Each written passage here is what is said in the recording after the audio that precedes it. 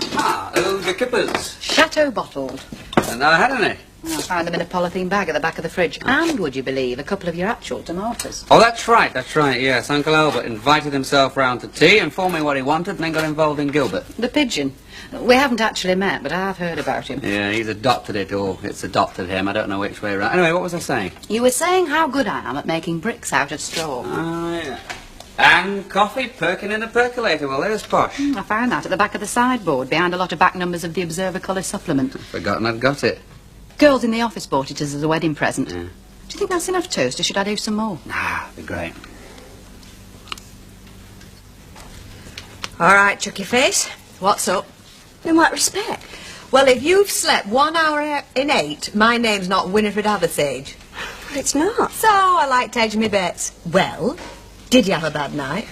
Well, I didn't sleep a lot, no. Want to tell your Auntie Rita about it? Well, I got off all right. I had a nice hot bath. I read a couple of chapters of my book. Oh, it's very good. I'll let you borrow it when I've finished.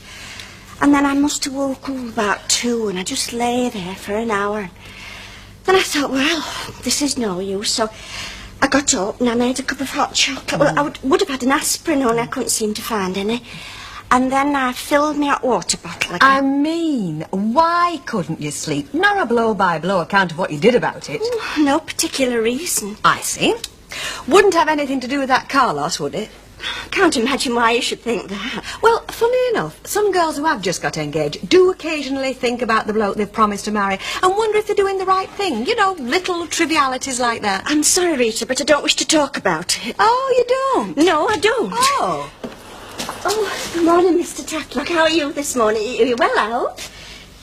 Oh, I've only come to order a magazine. Oh, well, that's what we're here for. Which particular one in question? The Racing Pigeon. The Racing Pigeon. That's Mr. A. Tatlock, number 1, Coronation Street. All right, Lou. You'd have got exactly the same service offer if you'd just come to deliver a summons. You have, unbeknownst to her, just saved her from a fate worse than death. Huh? Me. Oh, she talks a lot of rubbish sometimes. By gum, I hope you don't have as much temperament with your bird as I have with her. Nah, I got mine trained. Oh, think I should put a ring round her leg, dear? We let him go, and bingo. Back he comes home within 32 hours, bless him. 32 hours?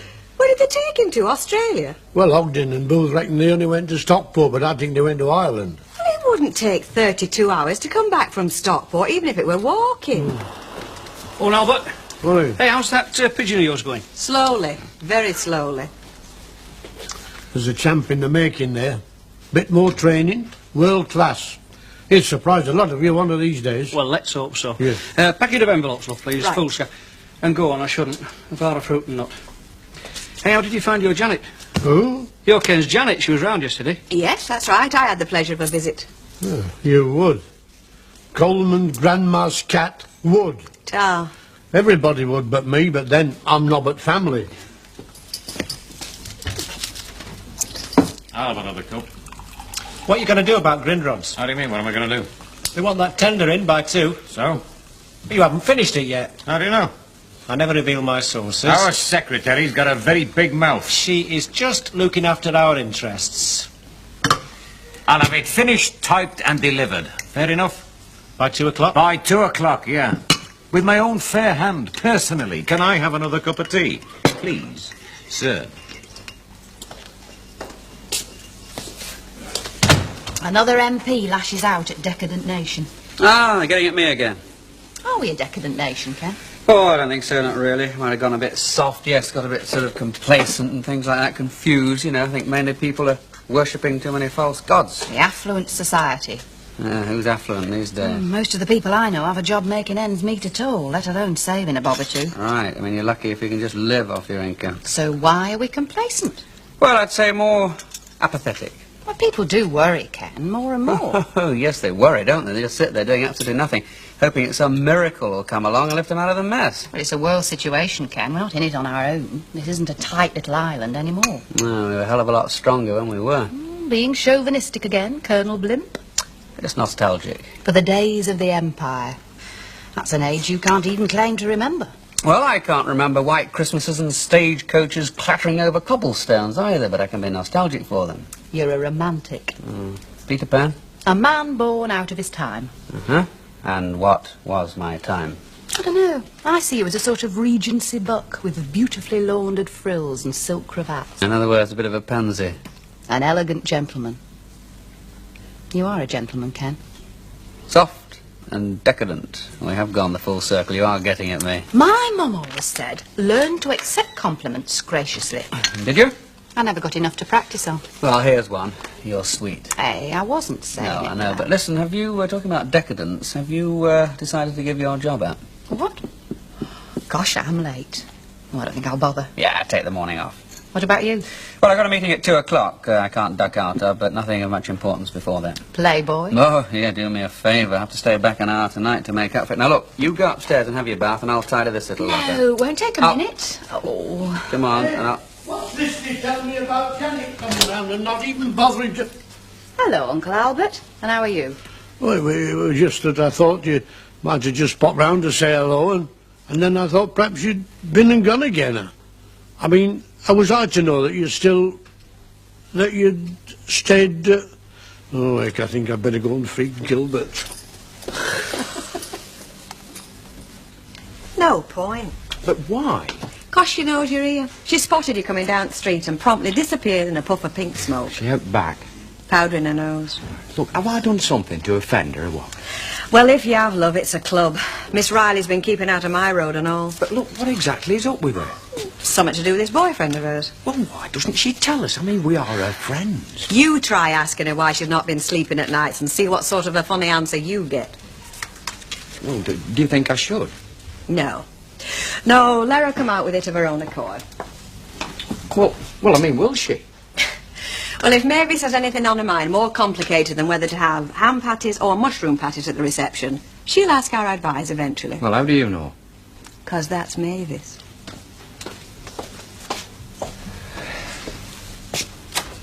Here he is, the little beauty. Ask his Uncle Stanhope what he did this morning. Go on, ask him. What's the matter? Have you lost interest? No, I haven't lost interest. It's just that I've got other things on my mind. All right, don't worry, mate. Your Uncle Stan will look after you.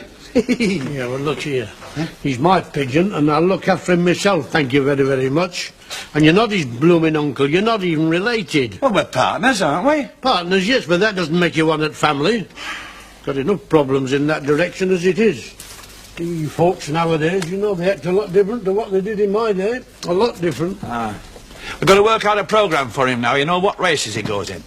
Well, there's Queen's Trophy race this summer. We could enter him for that. That's a bit ambitious, isn't it? But you said he was doing very well. Oh, Queen's Trophy is asking a hell of a lot, isn't it? Yes, well, us Tatlocks expect to be asked a lot of us. You know, we're at our best when we're stretched. I hope you know I've had no peace in my bed the whole night, Albert Tatlock. Well, that's not my fault. I haven't been near you. No, but he has, perched on the fence the whole night. Coo, coo, coo, coo. Bobby's never stopped twitching. Well, I can't help it if you've got a nervous animal. Bobby's not nervous, he's more normal than you are. Yeah, well, I don't twitch. But then you're not a pussycat, are you? Tempted by the sound of temptation. I'll tell you what I'll do. I'll put a silencer on him, eh? Highly concerned. Yes, well, I could understand it if it were a gorilla I were keeping. But a pigeon? Pigeons are the most highly respected part of bird life.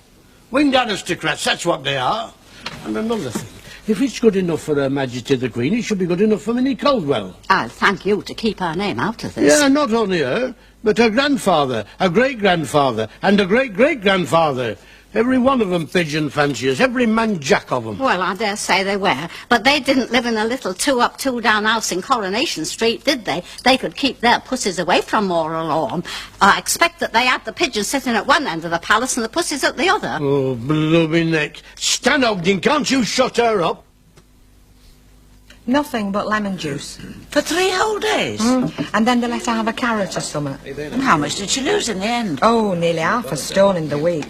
Man knew she was dead chuffed she could get back into a strapless bra again. But personally, I thought she looked very gaunt in the face. It didn't suit her. That's where I always lose it, in You the do. face. You do. You never lose it where you really need it. I mean, why do you think I never bother? Apart from the fact that I enjoy my grub too much. At the risk of being accused of nagging You're nagging. and spoiling an idyllic moment, I presume you have taken that contract? You presume correct? When? What do you mean, when? When did you take it? I mean, at breakfast you hadn't even finished it. You don't trust me, do you? Not conspicuously, no. Do you think I'd be standing here supping if I hadn't? Very probably, and that doesn't answer my question. I took it this morning on the way to Woodall's. All right? All right. Now where you going? I'm going somewhere where he can eat this flaming pie in peace. You know that Grindrod's job? Worth a nice few £100. He'd just let it slip through his fingers if we weren't behind him. Leave it tender till last flaming minute. Oh, well, he's took it now, isn't he? Excuse me a minute, will you? I want a word with Bat. God, if it weren't for Raymond, the old flaming boat would sink. Bat, could I just have a word, please? Look, with you being a bit of a mate of Carlos's... Well, I'm not really, love. He just lodges in the same house, that's all. No, but I mean, you see him, don't you? Well, only when we bump into each other on landing or on stairs. And come to think of it, I've not seen him there much lately, neither. So he wouldn't have been likely to set out about Mavis? Well, he's not said out. In fact, I've not clapped eyes on him since they got engaged. You'd think he'd be more pally now, wouldn't you, instead of keeping out of my road? Perhaps thinks I'm jealous. Aye. Ta. Well, tell me. Can't stand people who ain't. Well, I'm the last one to gossip. I know that's a typical Hilda Ogdenism, but I think in my case you do know it to be true. Can you see what I've had with her all the way down the street? Emily, dear, we wouldn't dream of bracketing you with Mrs. Ogden. It's just that I do feel in this case, as it seems a significant omen of good news for a change. I mean, it's the bad news that Mrs. Ogden always relishes in Emily, parting. dear, do tell us. Well, you know that Janet came to see Kenneth yesterday afternoon? Well, her car was still outside his house this morning. It would seem to indicate that she spent the night there, which would also seem to indicate that one broken marriage is very possibly on the mend. Yes, indeed. Then again, on the other hand, it could just indicate that car had broken down.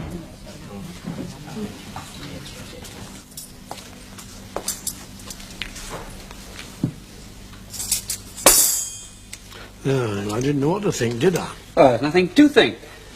She gone now, then? No, just shopping, getting something for our dinner. Don't worry, you won't leave without saying goodbye. Yeah, well, it wasn't me I was thinking of. Well, she's getting your meals, then, is she? Yeah, nothing sinister in that. I never said the worst, so don't be so touchy. As a matter of fact, if I see it as out, I see it as being very hopeful. Uncle Albert, it's just a visit. An overnight visit? Yeah, well, we are married. Yeah, well, that's a question. Legally you are. In practice you're not. Or are you? Nothing has changed. Oh, isn't it?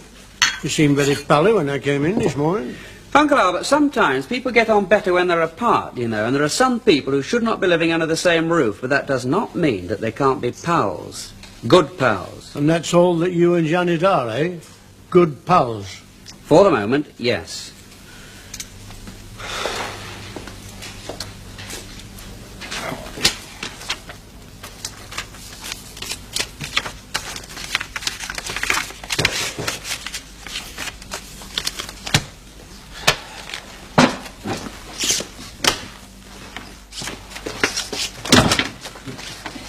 Mr. Fairclough, I had to see you. Look, you've got me at a very bad time here. I can't put up with it. I can't go on any longer. I've had about as much as I can stand. Look, Mrs. Johnson, I've got to get this tender round to a client. It hasn't even been typed up yet. I've got to be there by 2 o'clock. What am I going to do, Mr. Fairclough? Am I to go on? I'm very pushed at the moment. Can you come back tonight? No, I'm not going home. I can't go back there. He'll finish me, I swear it. All right, now calm down, love. I'll go to the police. You said you wouldn't. No, but I will now. You were right. It's the only thing I can do. I think that's best, yeah. I tell you what, you tidy your face, okay? I'll make a cup of tea. Then you go down to the police station and tell them that your husband's been knocking you about. Oh, I couldn't. You'll find them very understanding down there. Yes, but not on my own. I couldn't go down there on my own, Mr. Fairclough. Okay. We'll go together.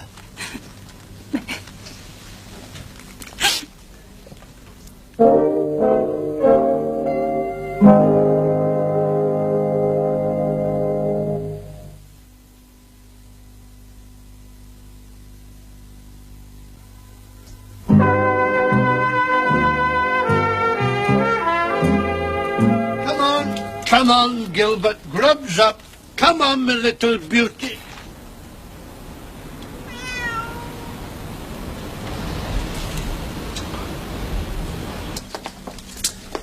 Every time you come here, you're either preparing a meal or clearing a meal away. Or eating a meal. Why? Because we're both greedy little pigs. Oh, no, I don't think we are. I don't think we are at all. I mean, why do you always fall into this mother hen role? Do you resent it? No, I rather like it. But as a liberated woman, you'd be quite entitled to be asked to be taken out to lunch. Oh, I prefer this. Anyway, you've got a meeting at 2. We'd only be sitting fuming, waiting to be served. Well, another time then. A long, leisurely lunch in a sexy little bistro. Sounds very civilised. Oh, we are civilised now, aren't we? Oh, we've certainly got Uncle Albert puzzled. Poor old man. At his age, you can only understand things if they're black or white. Yeah. No shades in between. Right, not only at his age. You know, I'll bet next month's wage that most of the neighbours round here are conjecturing as to the means of this visit for this visit. It means that we're just good friends. That's exactly what I told Uncle Albert. Come on, love, sup up. What? Drink your tea. Then I'll go down to the police station with you. But if nobody can see you straight away, I'll nip off to my client with this, eh? I can't. How do you mean you can't? I can't go. To the police. You've just said it's the only damn thing you can do. No. He'll kill me. He'll kill me if he finds out. Look, they look after you down there. They're accustomed to dealing with fellas like him. No. Oh, I can't stay here all day. Look, I'm not going. You can't make me. All right, now calm down. Look, love, you stay there. Think it over quietly, eh? Make yourself another cup of tea. I'll take this. I won't be long. Where are you going? Don't leave me. Wait here till I come back. You know, the funny thing is I don't even think about it all that often anymore. Well, you don't, do you? No. Please. I'll only be gone half an hour. No, please. Please don't leave me. Oh, God. God. Look, there's no need for that. I wish I was dead. I wish I was dead. For God's sake, shut up! Do you think we should do something about it? Like what? Like, I don't know. Look, if Len had come busting in here every time we'd had a slanging match, would you have been grateful? No, on the contrary. Well, then. You didn't tell me he had a new girlfriend. No, I didn't know. Maybe in the odd once in treat. I haven't seen much of him lately. He must be slipping. That one sounds a right nut. Yeah. Now, look, just leave those alone. I've got half an hour before my meeting and I can get you a drink. Oh, it won't take a minute. Leave them alone. Very good, sir. You're the boss.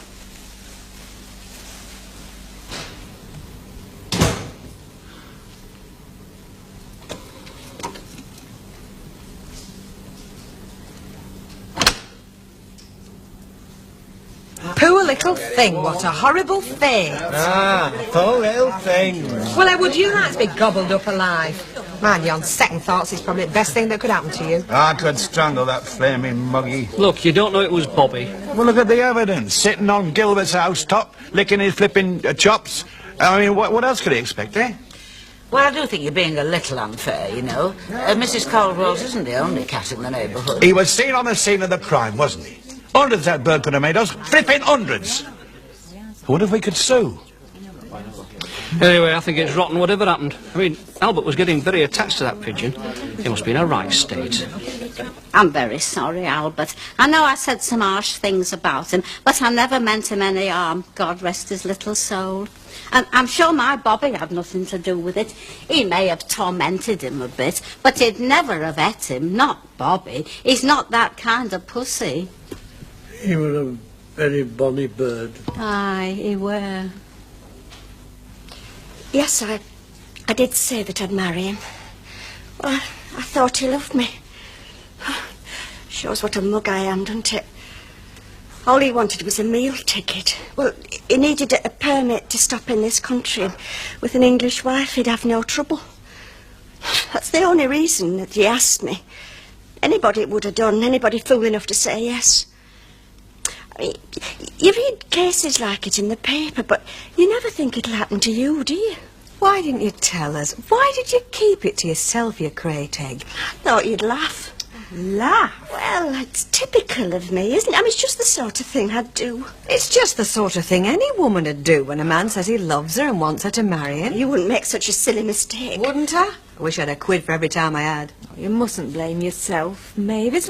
We can't go through this life questioning everybody's motives all the time. We have to take a lot of things on trust. How do you know you can believe in? Well, I'm very offended. You can believe in me and her for a start. I mean men. Well, what about Jerry? He's a rock. Oh, don't tell Jerry. Well, don't tell anybody, but least of all him, please. But he's your pal, you crater, like we are. I mean, it's one thing telling you, but, well, to tell a man, and especially one that you've been involved with in the past, well, it looks like... Asking him to come round, hold your hand and help you pick up the pieces. Well, personally, I see nothing wrong with that. Strikes me as being a good idea. Right, Emily? Quite right, Rita. Cheers. Cheers. I'm afraid I'll have to go as soon as I finish Oh, this. that's all right. I've got some shopping to do in town anyway. It's been nice. Very. Hey, you know what I really came round for yesterday? To talk about divorce. We didn't. No, we didn't. Well, we will have to sort out the details and things. But there's no urgency. No, I suppose not. We'll meet at some other time and discuss the details then. That'll be nice. See you, pal. Bye. And take care of yourself.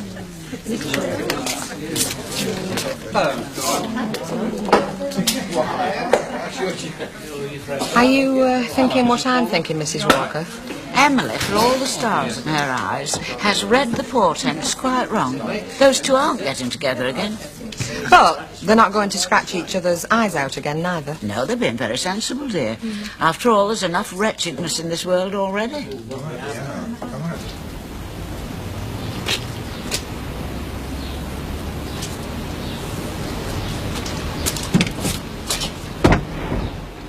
No, I left him in the house. He's best off on his own.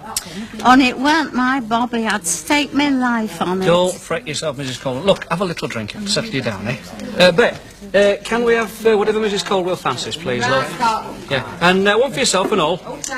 Now, give me half in there, will you? The first time I've been on a wake for the pigeon. That's definitely it. I'm just out of form. Are you fit, Alphonse? All right, come on, let's get out.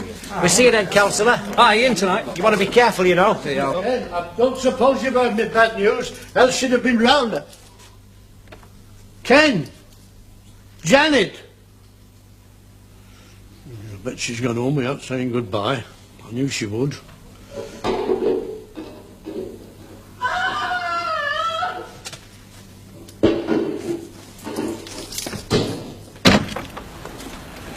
Hey, should be careful how I go in there if I were you. I'm not with you. Well, there's a real up and downer going on. They're playing Marielle. Who are? All right, Albert. Your rum's going cold.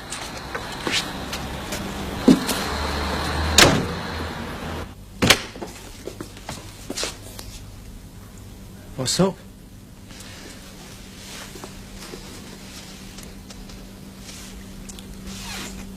I think she's dead.